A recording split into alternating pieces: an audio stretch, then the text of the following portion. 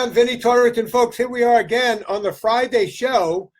Yeah, this is the one where we go one-on-one with a luminary in the field of health and fitness, and we have a return guest today. You guys loved him so much the first time. People begged me to get this guy back on, as if I could just call him and go, "Hey, Shawn, in between eating all that meat, can you come down? Can you come back on the podcast?" Well, this time he didn't just mail it in Skype-wise. Dr. Shawn Baker is right here in my studio. How you doing, Shawn? Vinnie, it's great to be here. And I want to mention that I don't drink coffee, but I tried some of Vinnie's coffee, and even as not a coffee drinker, it's pretty good. So, Shawn, you know nothing about social media, because here's the problem. We're also doing Facebook Live right now, and we only have like 38 people watching right now. So I want you to do that ad for me again later. But by the way, he's not kidding.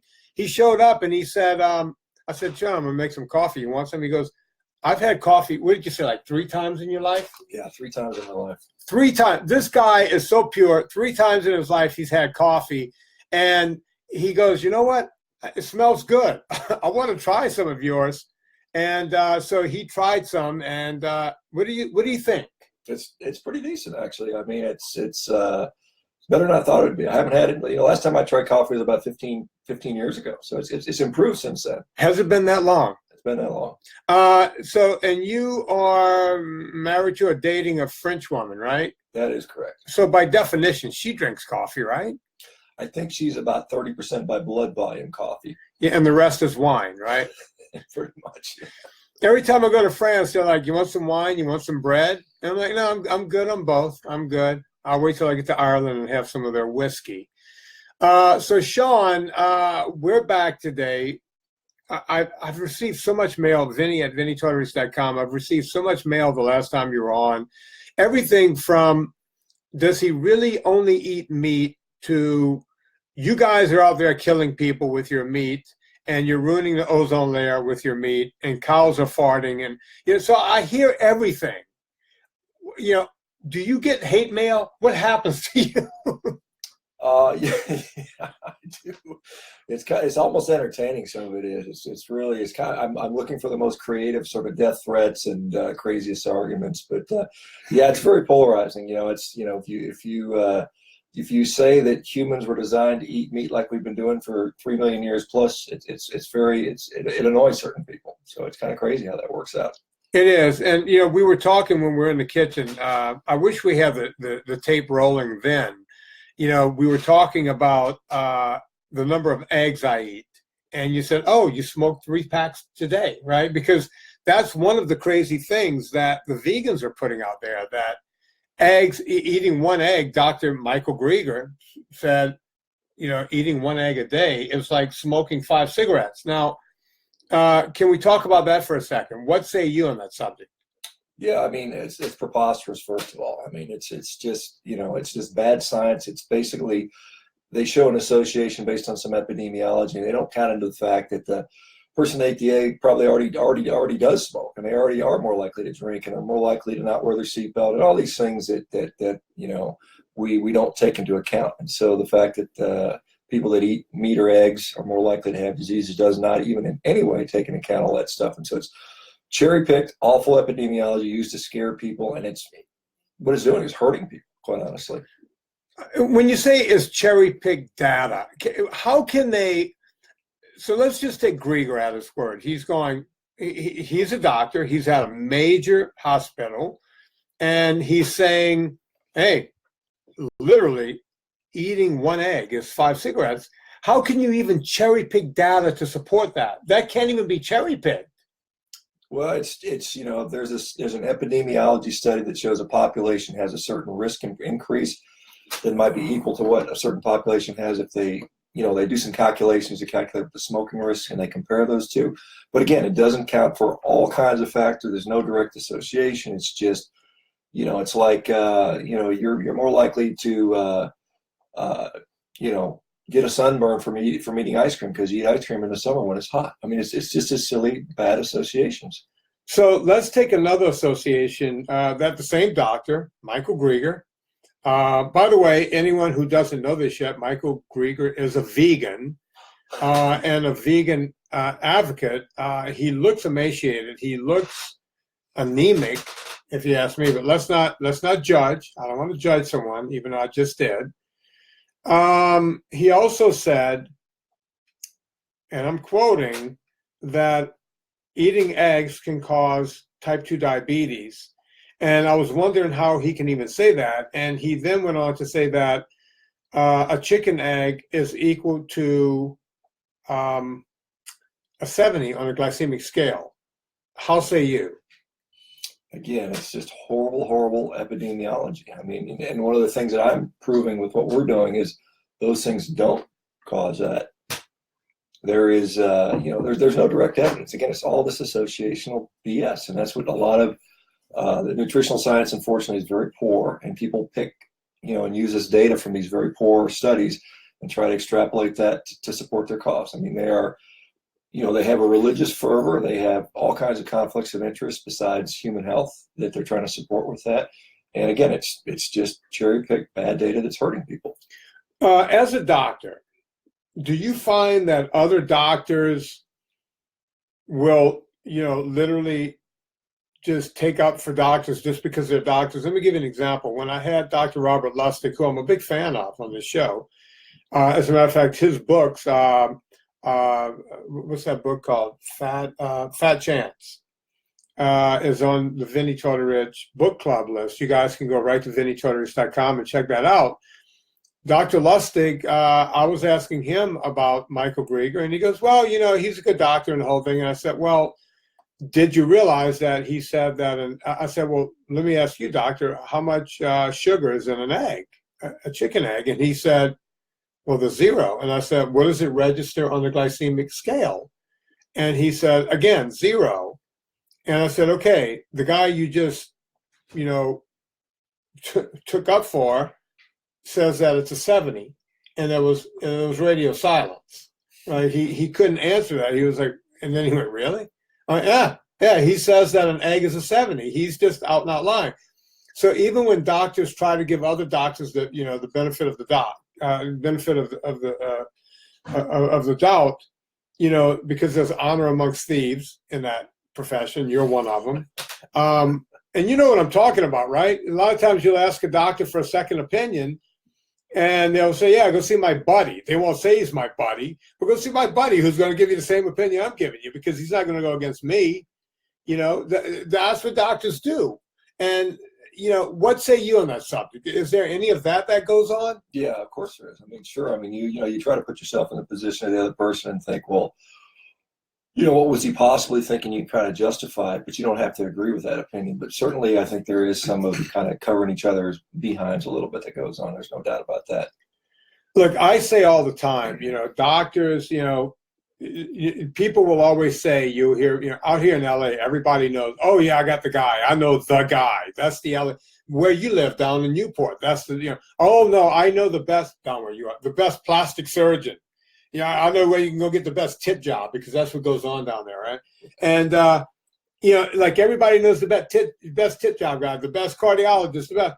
Nobody ever says, hey, go see Johnny. He finished bottom of his class. Everybody's always finished top of their class. Oh, no, he was at Harvard. It's like, really? How did every doctor go to Harvard and finish top of their class? Who finished at the middle? Who finished at the bottom? What people have to realize is, all of those guys become doctors too, right? So it's just like, look, you go to a car mechanic. You were saying this before we went on, right? Your car died one day, and you go over. Where did you go first? No, I went to go see if the battery worked or not. And what did they tell you? They said the battery's fine. The battery's fine, and so, oh no, they said the battery's bad. That's right. Well, what did they say? No, they said the battery was fine. So I assumed it had to been the alternator or the starter. So I ended up walking, half a mile down the road to the other auto mechanic, who came by, checked my car, had to have it towed over there at my expense to tell me, no, the battery was in fact not fine. So it was just, second opinion was completely wrong. Right. So, it's, even in, car mechanics, the guy, he did a diagnostic, he looked at it, he goes, battery's fine. It's got to be something else. The second guy went, oh no, battery's dead. You don't need a more expensive part. You only need this one part, right? And that's what goes on all the time with medicine, and people just don't want to believe that, but it's what happens. I see a lot of people joining in here. You see any questions up there, Shawn, that you like? A lot of people saying hello. Embrace the slurp. That's a coffee slurp, I assume. Actually, it was one of our sponsors with bone broth. Okay. But hey, we could do it with coffee. Here we are, purecoffeeclub.com. Here we go. Embrace the slurp. Yeah. By the way, Shawn, now we can tell people, I mean, you're not a coffee drinker. We were talking about that earlier. But you're trying my coffee. As a matter of fact, he's having this, folks. He's having the honey process. That's right. Yeah. There we go. Yeah, I mean, I am not a coffee drinker. I never really enjoyed coffee. I have to say that the quality of coffee and the taste of coffee has improved in the couple of decades since I last had it. So there may be something there. Maybe it's a really good brand or something. I'm not sure. Let's go with it's a really good brand, because I literally I source these green beans. I bring them back. When they get back, I was the guy who came up with the roast.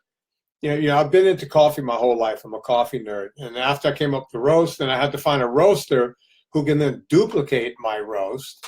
And, you know, that's what we did. Hi, Shawn. Everyone's saying hi to you here. Let's Hi see. back.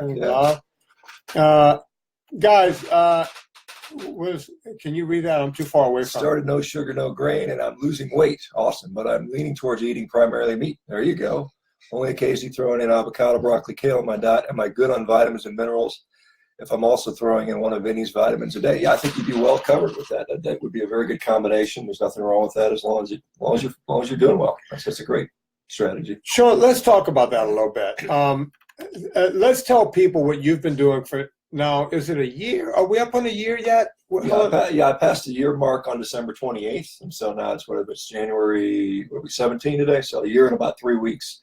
I've gone basically eating basically meat, nothing but meat. Very rarely I'll have an egg and a little tiny bit of dairy. Occasionally have some seafood, but that's been my diet for a year. I'm worried about scurvy. I don't know, Vinnie, I don't know if my teeth are falling out. Can you tell? Did you lose a tooth there? No, I got a big. I used to spit through there. When you're. Is that what that is? No, my teeth are solid. I don't have scurvy. I don't have any vitamin deficiencies. I'm not. For some strange reason, I can't figure it out. I can't seem to get scurvy, which I've been trying to do, and I've been failing miserably. So literally, you're not taking. All right. So before I want to get into scurvy and that kind of thing, because I'm always yelling about vegans not getting enough vitamin B12. But by you not eating vegetables, you're not getting the proper amount of C. And we can talk about scurvy in a second. But before we get to that, explain to the audience as if you weren't on the show before, because my audience gets bigger every time I do a show. Explain what's going on. Yeah, so this is something that we've known, probably 100 years or more with regards to vitamins and minerals in general. When you are not taking in carbohydrates, via grains mostly and other sources, your vitamin requirement actually goes down. Carbohydrate metabolism requires vitamins and minerals as cofactors to make that metabolism run. So when you're not using that system, those vitamin requirements go down. That's why people like me who don't eat any carbohydrates are not getting vitamin deficiencies, despite what the RDA may say, because the RDA was determined and developed on people that were eating high carbohydrate diets. Certain grains in particular have, and certain things with anti-nutrients, block absorption of some of those vitamins anyway.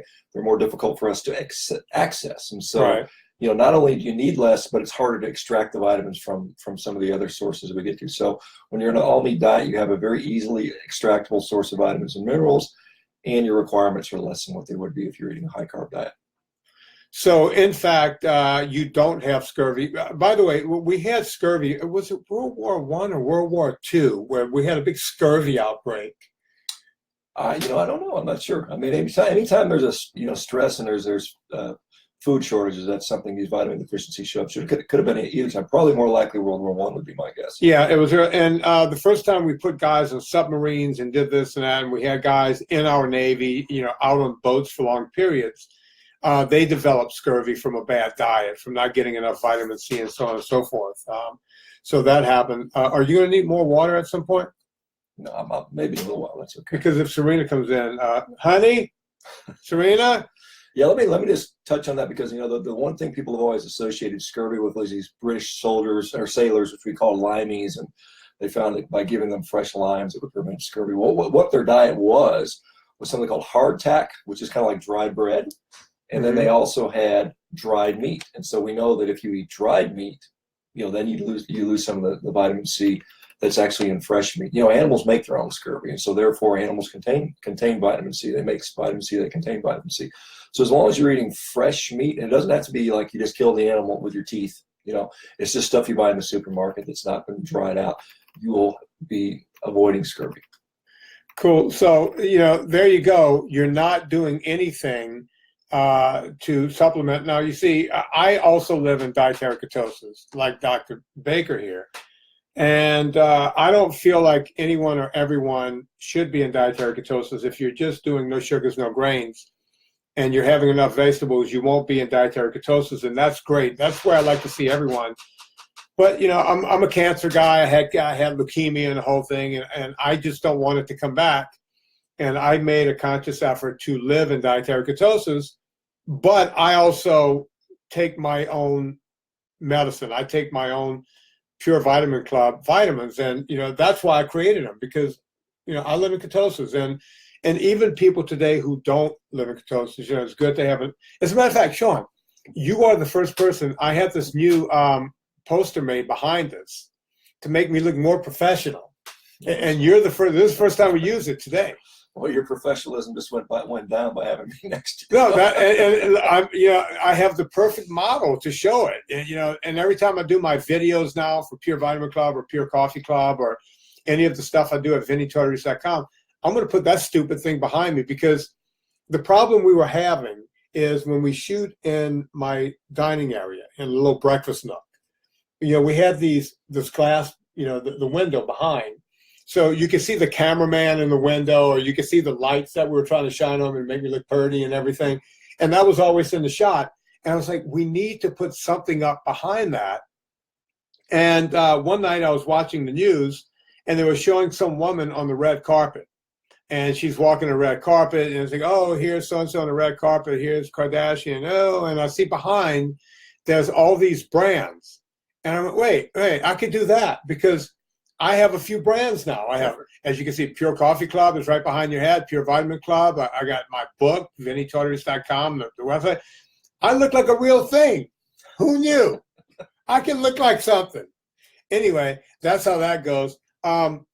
So, Shawn, there's a lot I want to talk about. Obviously, you've been living on this for a year. I want to get into that, just eating meat. You did mention that every now and then you cheat off of the meat a little bit. I want to know what that looks like. And I also want to get in, because you're my age. How old are you, 15? I just turned 51. But I'm a couple years younger, right? You're a baby. I'm 55. But you look like you're 45. Yeah, right. That's what you call blowing smoke up someone's ass. I look like I'm a million, and Shawn looks like he's about to hit 30. And, I mean, you're buffed out, and you're not just a guy that's got show muscles. You're actually using those muscles. And I want to get to that right after I tell everyone about Villicapelli olive oil. Folks, we've been talking about Villicapelli on this podcast now for, let's call it about 1 million years. They were there at the beginning. And we talked about them before they ever became sponsors. I love Villicapelli. By the way, Shawn, if you see any questions up here that you like, we can answer those before we get into you. Use this to scroll up and down. Okay. See what you like. Quite a few. Yeah. Pick a couple of them, because I can't read them from here. Yeah, I can move back, so you're going to have to read them. Folks, Villicapelli they've been with us, Stephen Crutchfield, Paul Capelli. They make the best olive oil on the planet. I stand by them. Anna stands by them. We actually have their product when our new vitamin D3 comes out with K1 and K2 in it. We actually went out of our way, because we found out that most companies use rancid oil. We did not want that. We wanted the good stuff. So what we did was we contracted with Villicapelli. I said, look, I want this stuff in my vitamins. I want this. We were able to do it. That's coming out soon. Folks, if you want the best olive oil on the planet, it tastes like salad dressing all by itself. You just pour that on the salad, sprinkle a little salt on. and you're ready to rock and roll. villicapelli.com. You can get there by going to vinnietortorich.com, clicking through the banner, and when you get to checkout, put in the promo code Vinnie, Vinnie. Don't put the wimpy Y on Vinnie, or you will not get anything off. But if you put Vinnie in there, you will get 10% off your entire order. villicapelli.com. We love them here.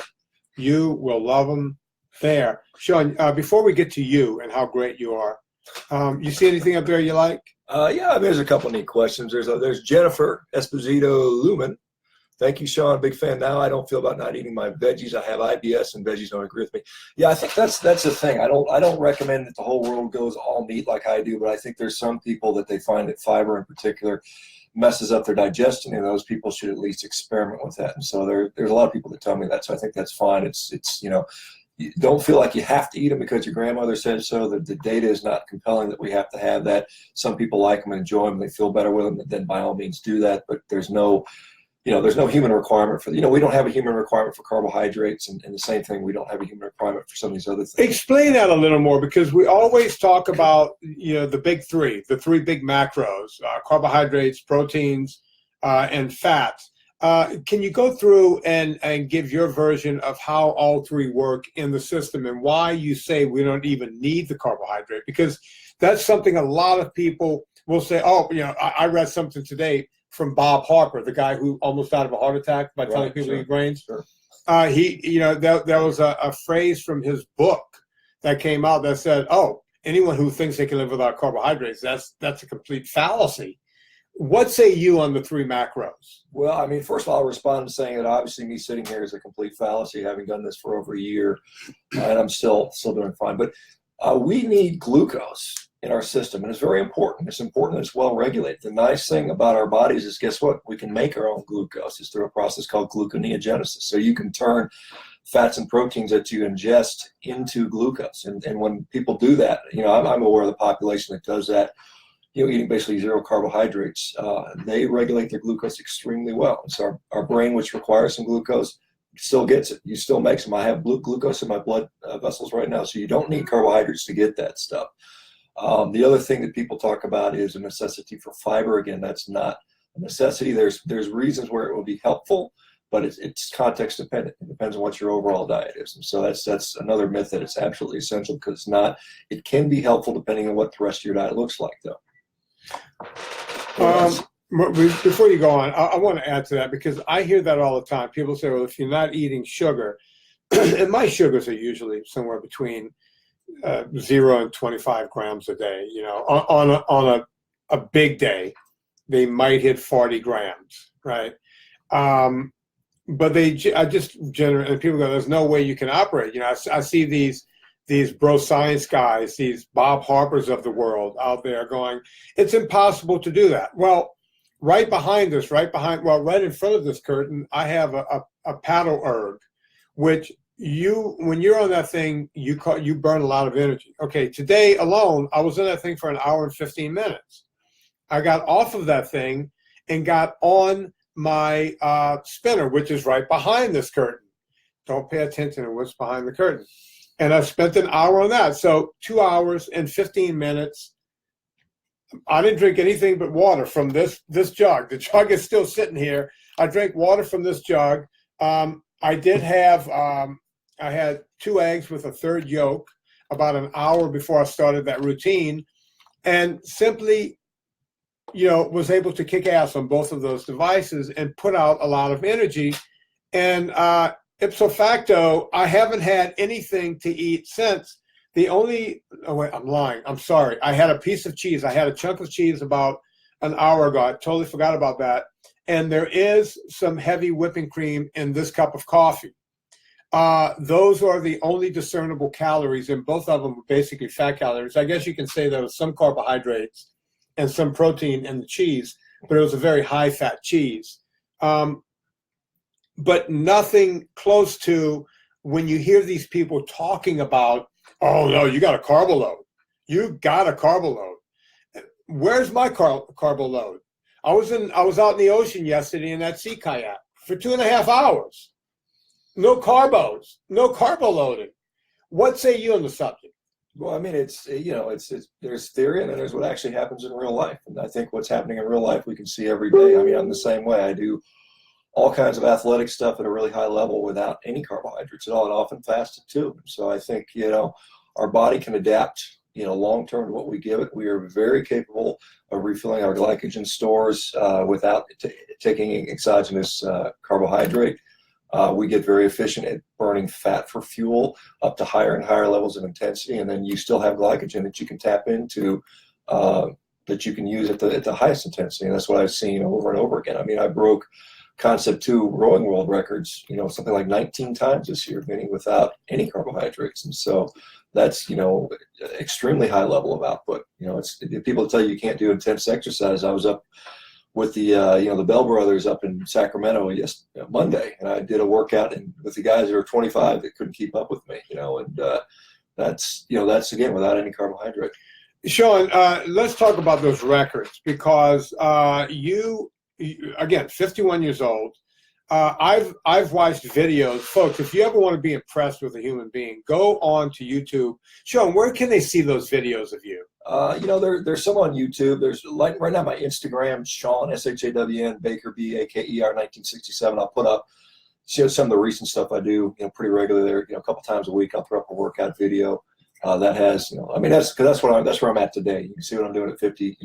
My 50th birthday I dunked a basketball, deadlifted 500 pounds for a bunch of reps. Broke rowing world records all throughout the year. I do all kinds of athletic and explosive stuff. And just day in and day out with no problem. Excellent recovery, by the way. Let's talk about those rowing records. Let me explain to folks how this happens.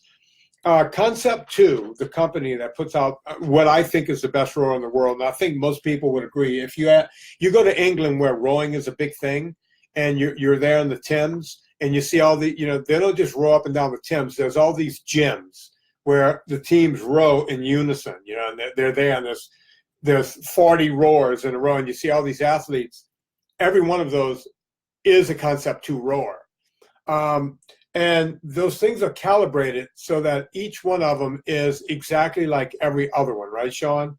Yeah. And then you can plug it into the computer or how does that work? Or you download the information afterwards? Yeah, as long as you have it correctly calibrated and set up with time.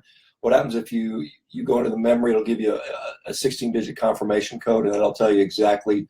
That sends up all the computer data that you just generated up to their website, and they can verify it, based on some other software they have, and then that'll verify the accuracy that what you said you did. And a lot of times, you can film it or submit that for proof that you've done this. They've been keeping track of records for 30 some odd years now, so it's a pretty big deal. And there are literally tens and if not hundreds of thousands of people a year that enter data on those things.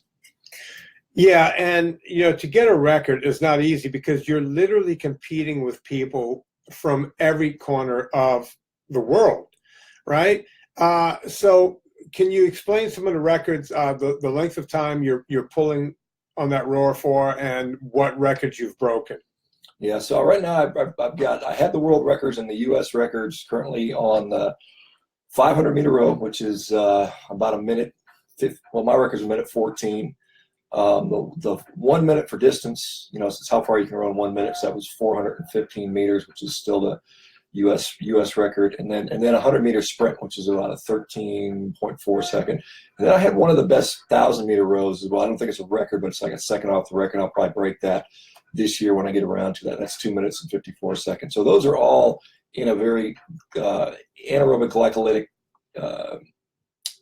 distance range. And then I do all kinds of training where I'm doing multiple reps over and over of intervals for 45 minutes or longer. So that's that's the kind of stuff I do pretty regularly.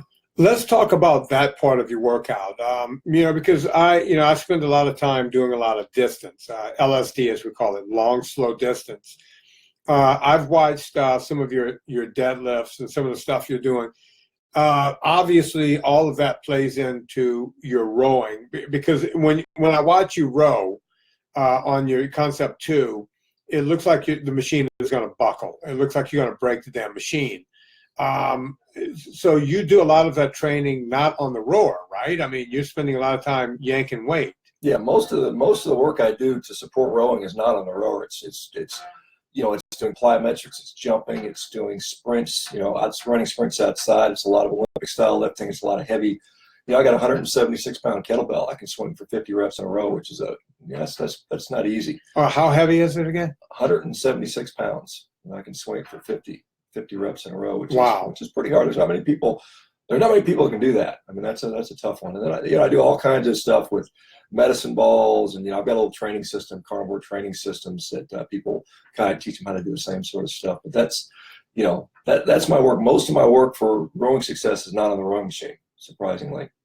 Is there a place they can find that carnivore training system? Yes, Where can they go? CarnivoreTrainingSystem.com. And they basically what I do is I give live feedback. I've got a nutrition. It talks about carnivorous nutrition, and then a week by week every workout scheduled for it. So right now it's a 12-week program.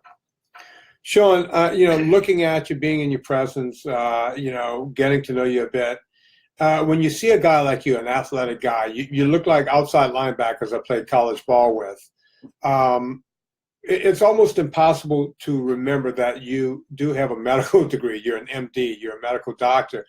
What did you practice, and what do you practice? Well, I trained in orthopedic surgery, and so I did that for a couple decades.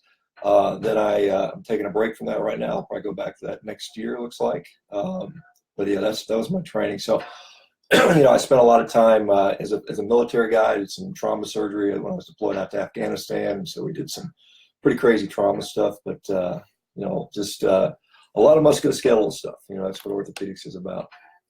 Yeah, and folks, you're not talking to a lightweight here. You're talking to a real guy, a real doctor. Shawn, we're going to take a quick break here. You see anything you like up here? I'm going to do another ad. While I'm doing that, come up with a couple of questions that you see that you like. Well, that's the bottom of them. But you can roll back up, and we'll keep that rolling because people do have interesting questions there. And by the way, I see a lot of people talking about my Pure Vitamin Club vitamins and how much you love them, and that's all great. Oh, by the way, you see the guy, Steele James Tortorich? That's my nephew right there. Okay. He's a bro science guy that I've kind of gotten him away from bro science a bit. The way I did it was I brought him out to Mount Whitney, and I had my buddy out there who could probably lose 50 pounds. And he saw my buddy, I trained my buddy in zone 2, and he was able to top out and just go right to the top of, Yeah, Whitney. it's interesting. A lot of the guys in the rowing world are big proponents of kind of long steady distance. 80%. It's kind of an 80%, 20% rule. Yeah. It's kind of, and that's brought a lot of success for the distance stuff. I don't do distance stuff, so for me it's not that effective. But there's a lot of people that really get a lot of benefit from that. And we could talk about that in a second. Let me just run this ad really fast. Folks, there's a company that's been advertising on the show for a while, and we love them here. We hope you love them there. ThriveMarket.com/Vinnie. You got to put that /Vinnie in there, and it'll take you to a special place at Thrive Market. So it's actually ThriveMarket.com. And here's the thing. When you go to ThriveMarket.com, you get all of the stuff you would get at a douchebag store like Whole Foods or Sprouts. Out here we have something called Bristol Farms. You just go there and just open up your wallet and just empty out all the money and just say, here's all my money, give me an apple. Literally, that's what it's like at Bristol Farm. And we also have what I mentioned, Whole Foods. What's the other one? We have Gelson's. You guys have Gelson's down there, or is that just up here? I haven't heard of that one. Oh my God. Sure. It's a raping. You go in there and it's a raping. It's rape at gunpoint. So, all of this stuff is out there. Folks, if you want to, you can get all the good stuff that you would normally get at Whole Foods or Sprouts or Gelson's or Bristol Farms. But when you go to ThriveMarket.com, on any given day, everything is between 25 and 50% off automatically. But here's the cool thing. If you put in ThriveMarket.com/Vinnie, on your first order, first off, they give you a 30-day free trial. After that, you pay $5 a month for a year. It's like $60 a year. You get 30-day free trial. You get an additional 25% off of the already super low prices. And wait, there's more.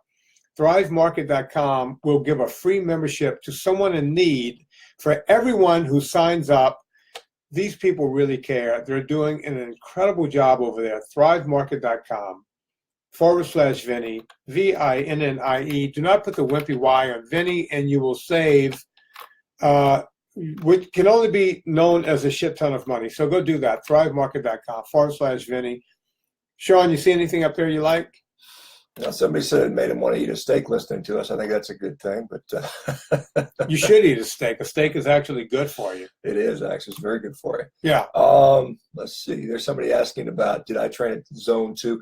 Again, what I train is a sprint stuff, so it's less effective for me. It'd be more for guys who are working on distance. So that is, the answer to that. Vinnie can talk to you more about zone 2 stuff. He has a lot of success. Oh, we do a lot, but I'm doing something totally different. I'm not trying to do it in 2 seconds like you. That's why the ladies like me, Shawn, because I take my time. I do the long game. I last the whole, minute and a half. Yeah. Every guy's like, oh yeah, man, I'll make love all night long. It's like, no, you don't. No, you don't. You barely go 3 minutes. You can clean up and go to dinner when you're done. You did nothing. Anything else here you see? Somebody's asked me about going to the bathroom, number 2 with no fiber. It actually happened. So, I mean, it's one of those things that, when you first stop eating fiber, you absorb everything. It's kind of interesting. There's patients that have had ileostomies where their colons have been removed, and you can actually see what goes out, because you can see what makes it through the small intestine. When they eat meat, nothing comes out, just a little bit of liquid. So you're just not making as much waste. And so that's what happens. You don't have to go as frequently. And so I tell people there's no award at the end of life for having the most bowel movements or having the largest bowel movement. You don't get a prize for it. Well, maybe there might be a contest for that, but it's not one that's worth winning, quite honestly. But, that's the answer to that. Shawn, let's talk about because people, I've spent a career when people say, what do you do for a living? Back in the day, I used to say, well, I drive, because that's what I did most of. I would drive to people's homes. And then the second thing I did for a living is I listened to people tell me what went into their mouth and what came out of their ass. And 35 years of that. That's all I did. Hey, Vinnie, you're not going to believe what I ate yesterday. You're not going to believe, man. I shit a license plate last night. It was like Jaws. Here's the thing. People would say to me, oh, I don't think you understand. Whenever something starts with, I don't think you understand, I'm getting ready to understand a lot. You're a nut. Because people go, no, I don't think you understand. When I started taking Metamucil or I started taking fiber, all of a sudden, stuff that was stuck in my body for 20 years, like I ate a G.I. Joe when I was 6, and all of a sudden I'm pretty sure I saw the G.I. Joe.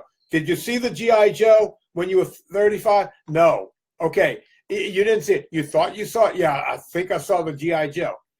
Guess what? The G.I. Joe wasn't stuck in your system for 35 years. It just doesn't happen that way. People say, oh, no, you don't understand what comes out of me. What's coming out of you when you eat all of that fiber, all of that bulk, is it's absorbing water in your body. That fiber is building up even more, and you're just watching all that fiber run right through. Would you agree?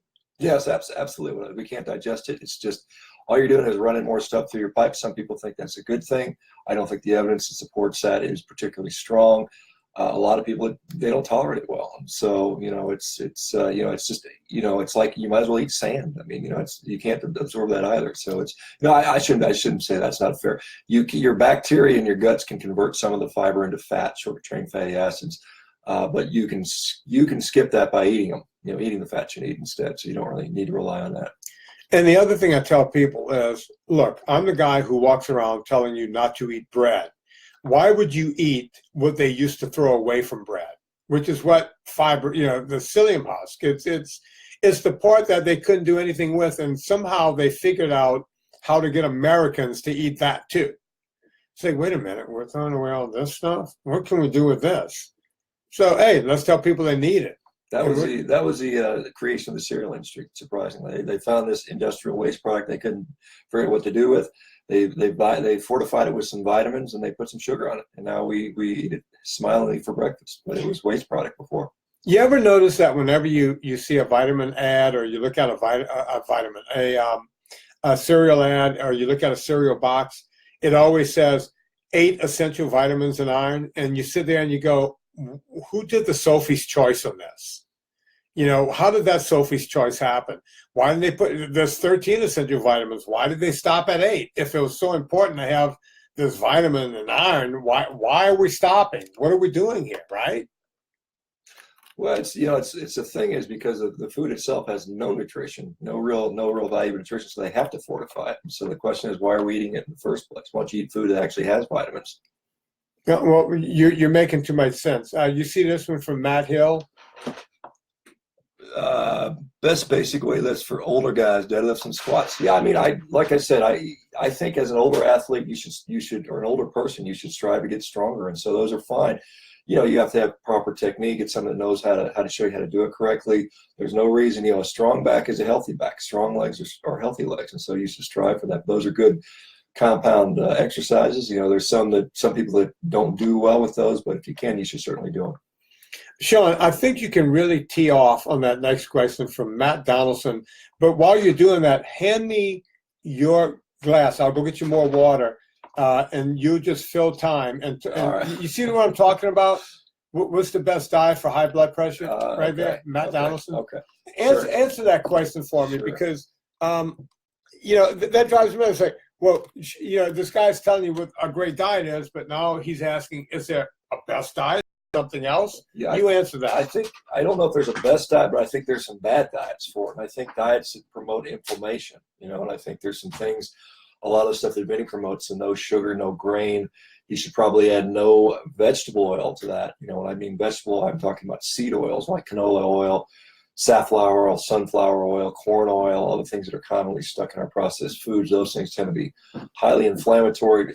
Most types of blood pressure, the most common type of blood pressure is probably a problem with inflammation. So the best diet for that is one that's least inflammatory.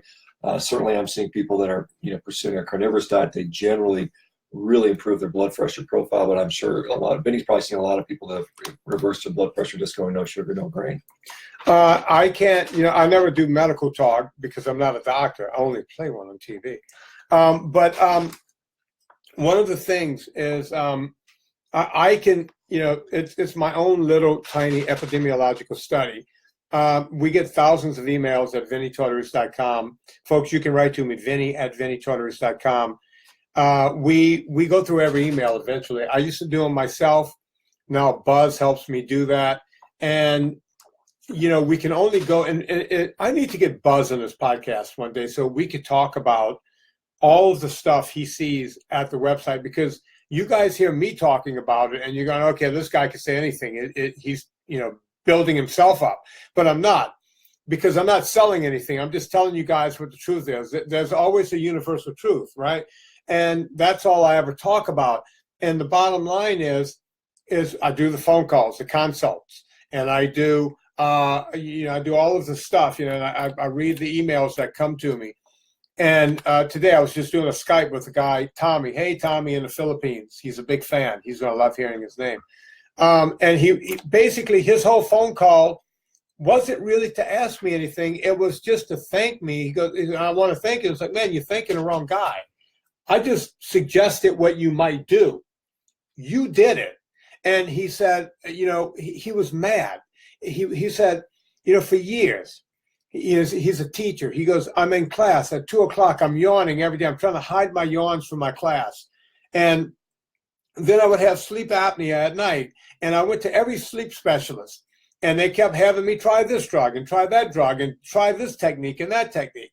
And I had this other problem where I go to doctors. And he says, somehow I'm on the internet. I find Fitness Confidential. I read it. I start looking into it. I find you. I find the podcast. He starts eating a lower carb diet. He cuts out all the sugars and grains. Sleep apnea goes away. Hypertension goes away. He's not yawning at 3:00. All of it. And he got mad. He goes, why didn't one doctor know this? Why, one doctor in the Philippines, he got all these great doctors. Why couldn't one guy know this? And my question to everyone is, why is this information not more readily available? Well, I mean, if you're asking me, it's just because physicians aren't trained on that stuff. I mean, that's the bottom line. I mean, it's hard to get paid for doing that stuff. I mean, we should. I mean, we spend so much money at the end of diseases. We've got all this technology and all this money's thrown at doing liver transplants and heart transplants, and what I was doing, replacing joints. Those things are where hospitals make money and where the where healthcare runs. That's where the business of healthcare comes in. But what we're not doing is we're not preventing disease, and we're not curing disease. We're reversing diseases.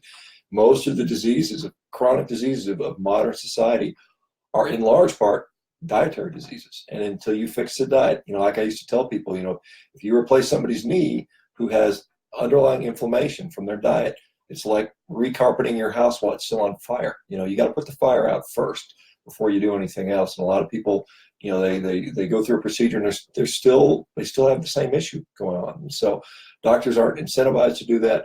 They're not trained on how to do that. And the other thing is, the only medical advice we've been taught to give over the years is our government guidelines. They don't work very well. And so as a physician, you continue to give the patients the same advice. It doesn't work. After a period of time, it gets frustrating. You just stop even thinking about it or giving that advice. And so we need to shift the narrative. More and more physicians, which I see every day, are starting to get engaged with this stuff. And I think through guys like Vinnie and others that are pushing the message out there. I mean, you guys are teaching in patients by their experiences. And that's why I tell people the power of story is extremely powerful, because you can learn a lot from those stories. And I see it every day, just like you, Vinnie, that hundreds of people are reversing health issues. Whether you want to say it or not, I'm happy to. I'm happy to let people know about that stuff. And I think it's important that we keep doing this, because unfortunately, our U.S. government's not doing a very good job. The money's in the wrong places. It's conflicted. And it's going to take a grassroots effort. It's going to take guys on social media. It's going to take guys like Vinnie and others just pounding the streets, keeping the message out there and changing lives, which is great. It's happening, though. Do you find, like we're always battling the AHA, the ADA, the WHO, the World Health Organization. Nobody seems, they'll sit around and go, oh yeah, just Mediterranean diet, do that. That's good. And is anything ever going to change? Do you think medicine's going to just do an about face? I mean, because we're breaking under the weight of our own weight in healthcare. Something has to change soon, right? Yeah, I mean, I think if we don't change the core, we're like on the Titanic, and there's an iceberg, a mile away, and we're looking at it. We're arguing about what color to paint the deck chairs. I mean, we need a serious intervention here, and I think. What's going to happen is the sort of this obesity diabetic epidemic that we have now, which is growing, and anyone who walks outside has to be aware of this, that in about 10 years is going to be a dementia epidemic, because dementia is very closely related to it. Probably the underlying mechanisms are similar with diabetes and these other diseases. So now we're going to have a whole population of demented people that can't work, they can't even take care of themselves. And so we're going to have a younger generation is going to be taking care of their folks. There's going to be Vinnie Tortorich walking around drooling in a diaper, and who's going to take care of him? Not new, but I mean, guys like us, in the 50s and 60s that are starting to develop early signs of dementia. And if you look at what the costs are in 2017 dollars, it's about $50,000 a year to pay for dementia. So if one of your loved ones comes down with that, where's that money come from? Do you quit your job? Does your mom live with? Do you have to quit your job and take care of your parents? And that's coming. That's coming in a decade or so. And so unless we intervene, and you got to get the message out, not just to you, but you got to tell your sister and your brother and your bus driver and the mailman. You got to tell these people, no sugar, no grain, cut out, reduce this inflammatory diet, whatever works. But we got to help each other out. Yeah, and by the way, folks, fuchsia is the color we should paint the deck chairs on the Titanic. Just in case you're wondering, that's the correct answer. Shawn, I couldn't agree more about that. We're heading, we talk about, protecting this country and the military and everything else. We won't even have money to fund the military if we continue down this road of healthcare. If everyone wants to talk about politics, I like to stay out of politics. I don't care if you're right, left, center. I don't care what you believe. Just believe something. But if you don't believe that healthcare is going down, look at how every year you pay more for your insurance, your health insurance, yet you get less. I think about what I pay this year per month versus what I paid 5 years ago, and it's more than tripled. And my age hasn't changed that much in those 5 years, but it's tripled. And people go, and by the way, I have a great PPO and the whole thing. But guess what? And here's the crazy part. And maybe you can explain this to me. No one else can, but you're a doctor. I want you to explain. They'll say, oh yeah, Vin, but your deductible is $2,000, right? And I go, okay. but what's my out of pocket? And they'll go, oh, $6,500. And I'll go, okay, who cares about a deductible when your total out of pocket is 3 times that amount? What is the difference between, if you can explain this to me, you will become the god of this podcast. What's the difference between deductible and total out of pocket? Because who gives a shit about a deductible? I want to know if something chronic, like last time something chronic happened to me was cancer, right? I went past deductible on day number 1 on test number 1. I was into out of pocket at that point. What is the difference, and why do we lie to people with this deductible crap when there's a bigger number out there that no one ever talks about? Yeah, I mean, I think that's just distinguishing one event from multiple events. But yeah, I mean, I'm going to have to turn down God status just because I can't figure out healthcare. You know, I mean, the industry is too complicated. There's too many formulas and schemes, and you know, you can't even figure out a bill. I mean, you get a doctor bill, and who knows where they came up with that numbers. I couldn't even tell you how I got paid. I mean, it was just like it's voodoo and magic and calculus thrown in, and there's no. I think the more confusing it is, the easier it is to not, pay what they're supposed to pay, or make it difficult for you, so you give up and you get frustrated. I mean, there's actually people in the industry that will tell you it is their job to automatically deny claims and to make it as confusing as possible. So, and a certain percentage of people just give up out of frustration. So it's kind of a sad thing, unfortunately. Yeah, I had a friend tell me once who works in a hospital. Any questions you see here? I'm looking at this woman, Ann Rock. I grew up with her. We went to the same high school. Yeah. She's from Louisiana. Yeah, she's from right there on the river. Her brother, John, is a good friend of mine. Did you guys have coon asses? Is that kind of I'm a coon ass. My first girlfriend in high school was a coon ass. Yeah, where was she from? She was from Oyster Creek, Texas, right on the Louisiana border. That is not a real coon ass. You have to, number one, be within the state of Louisiana, by definition. Her parents were from there, so she was a second generation coon ass. And you don't have to, both sides of my family we were Italian, right? And they would say, well, you have to be, French, Acadian, or Spanish, that mix of Cajun to literally be considered coon ass. No, coon ass is more of the culture, right? I grew up on the bayou. Like the song, when Creedence Clearwater Revival wrote the song "Born on the Bayou." That was you, huh? They had never been on the bayou. Okay. They were in Central California, just writing a song of what they thought. I was born on the bayou in a shotgun shack. That's a fact, right? I wasn't born in a hospital. Dr. Shakespeare down there was delivering people in this shotgun-style house. And my mom was, water broke, and they brought it right to this office where Dr. Shakespeare yanked me out. Right there in Bayou Lafourche, right on Railroad Avenue. That's where it happened. And a lot of kids were born right there in that shotgun shack. And there was no hospital. That's another thing. People go, oh, my kid's being born. I got to go to the hospital. You're in the hospital for 2 days, 3. What the fuck? My mom was back in work in 3 days. And she was like, I got to go back to work. You didn't have time for raising kids and all that good stuff. That's why it turned out so well. But yeah, anyone that lives down there, you live in the culture. You live in the Cajun culture. And the affectionate term for Cajun is coon ass. Don't ask me how they came up with that. But yeah, that's the affectionate term. So yeah, Ann Rock is by definition a coon ass. Interesting. Yeah. I see someone saying we get to be like the people in the strip mall in Wall-E. Did you see that cartoon Wall-E? No. They've got there's a great graphic there. They've got all these people, and all they do is they move around in these like mobile chairs, like scooters, or they levitate, and they're huge people. They're drinking their liquid Soylent Green. And that's supposed to be the future of humanity. And unfortunately, I think that's probably accurate. I mean, the more I look around society, we got so many people that they can't even walk anymore. And it's not necessarily their fault. It's the fault of the food that's in the store. And we buy. If you look what's in the grocery store, 85% of it's processed garbage. The top 3 ingredients of what we eat are some kind of processed grain, sugar, and a vegetable oil. You add those up together, and you look what's being bought. That's what's stocked in the stores because people are buying it. That's what we eat. So, our grocery stores reflect what our diet is. And by and large, it's junk. Have you ever seen the movie Idiocracy? Maybe. The title sounds familiar. You probably heard the title. Go home tonight. You can pull it up probably on YouTube at this point. The movie was done about, let's call it 10 years ago, 12 years ago. And basically, they have the whole world sitting around playing video games and drinking Gatorade, sitting on a couch.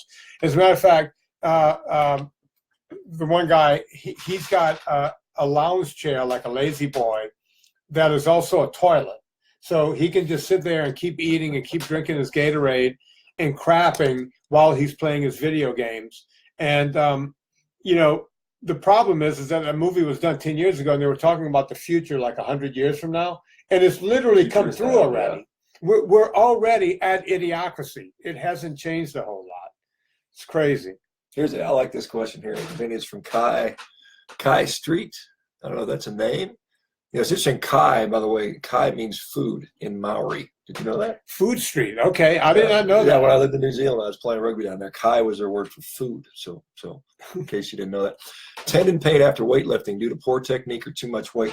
I think it can be either of those, but I also think it's important to understand and realize, this is something I've come to understand after, only after about 2 decades of practicing orthopedics, that tendon pain, a lot of it has to do with diet, quite honestly. And I've seen time and time again, and probably Vinnie might, again, if you'll delve into the medical world, a lot of people will notice that their joint pain, their tendon pain goes away when you remove certain things out of your diet. And so I don't know what you're eating, but if you're eating sugars, grains, vegetable oils, maybe some other things, they may be inflammatory. So you should take a look at that stuff too. That's a very important part of that. And my sort of mantra is crappy food equals crappy tissues. So if you eat garbage, your tissues are going to be garbage. You're going to be more likely to have pain and injuries. And so I would look at that stuff too. And by the way, the great Tom Brady, the quarterback, he went pretty much in S&G. He wrote a book about it.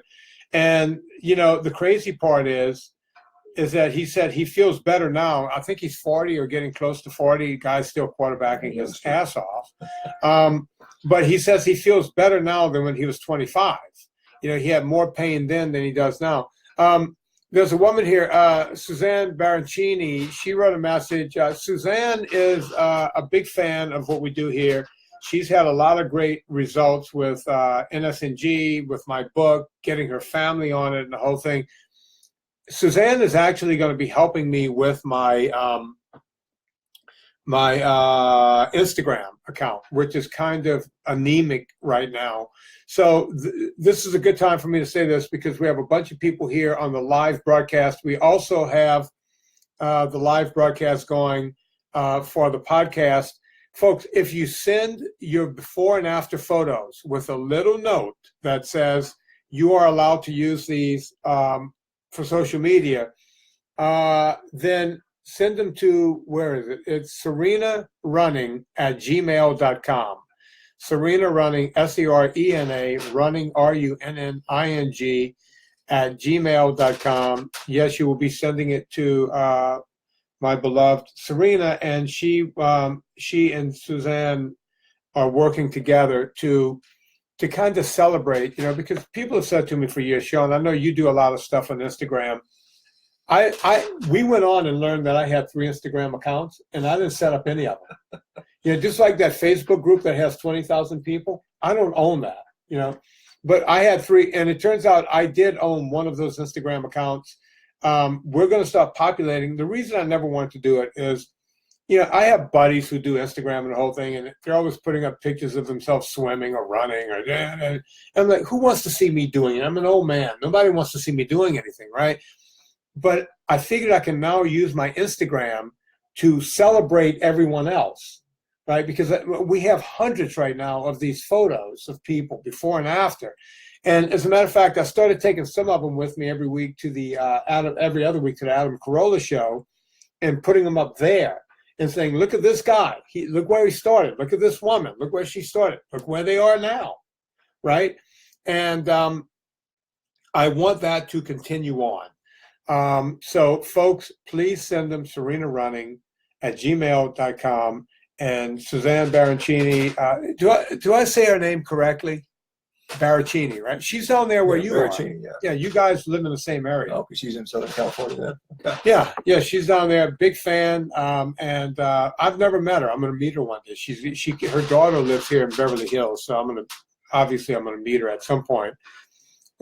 Anything before we go, Shawn? Any final words? Anything? Well, I mean, I think, I think when I go back to what I'm doing with doing this carnivore thing it's one of the big things that the propaganda is that meat is causing diabetes and heart disease and blood pressure issues and all those things, and colon cancer, all that stuff, and I think there's the science for that's pretty bad. But I think what's important, what I'm seeing repeatedly, daily, by the hundreds, literally the people that are doing it, not only is their blood pressure not getting worse, it's getting significantly better. Not only are they not getting diabetes, but their blood sugar is normalizing, becoming very normal.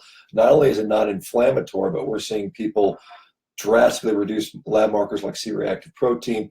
Their joint pain goes away, their psoriasis goes away, their gastrointestinal symptoms away, their depression goes away, their mood gets better. So all these things are happening, which to me means, we think it's confounded epidemiology, and that's sort of bearing this thing out. And so I think, one of the things we have to do is do stuff like this, have more people participate, being willing to question the nutritional guidelines, test it out, and then provide us your data, because you can make a difference. This is a growing movement. If you're no sugar, no grain, provide your data, put it in, maybe Vinnie can start to, sort of publicize some, if you guys allow him, publicize some of those results so more people can kind of see this going on. I've got a website that's set up for this, for people doing what I'm doing. But I mean, it's a grassroots movement where we're kind of chipping away at the nutritional dogma. There's a lot of people that thought I was completely crazy a year ago, and now there's people who think I'm only a little bit crazy. So it's we're making changes here. Yeah. So little by little.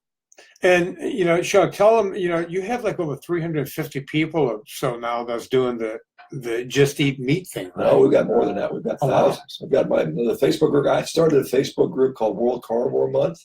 On January 1, we went live. We've got 3,100. Wow! In 2 weeks. Yeah. And we've got at least 1,000 of them tracking data for our kind of our study. So we've got a lot of people that are doing this. And by next year, it's we're going to keep going with this. By next year, I expect to be about 100,000. I think it's going to grow and grow and grow.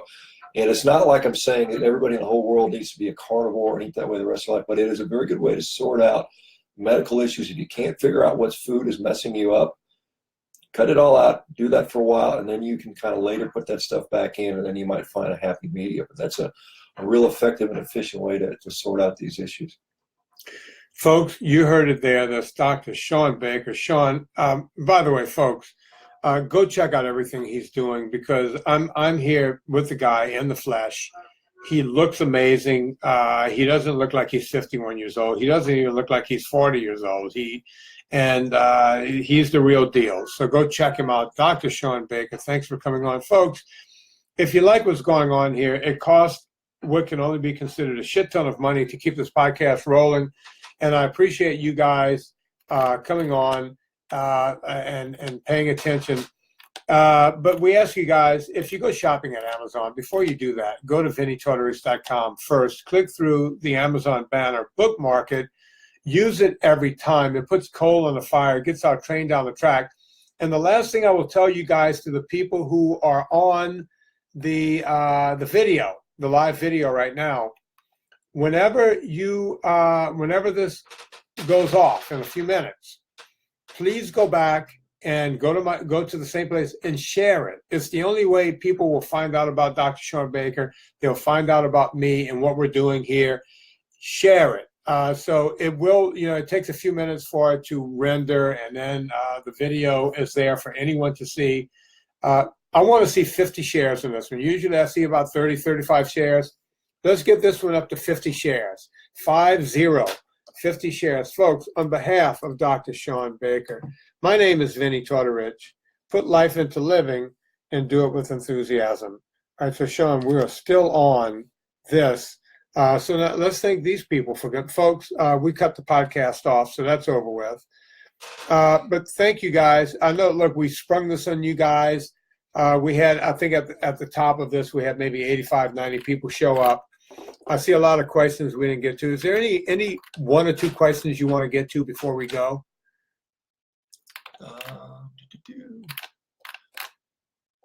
And I see Suzanne put the Vinnie Tortorich Instagram thing there. You guys, the ones that are here, you guys can go there right now and go to that Instagram and see what's doing there, and then we'll get that up. Yeah, Victoria Ernest has a nice comment about being on no sugar, no grain for 142 days. Knee pain went away. Again, that's great. And I think diet has a huge impact on arthritic pain. So wonderful.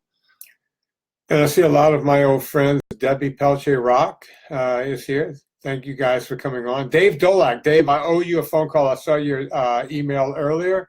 I will give you a phone call. Yeah, a lot of that stuff you said we can do.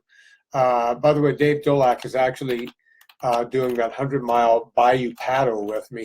He's from Virginia, and he's one of the guys that's been facilitating and helping me do that.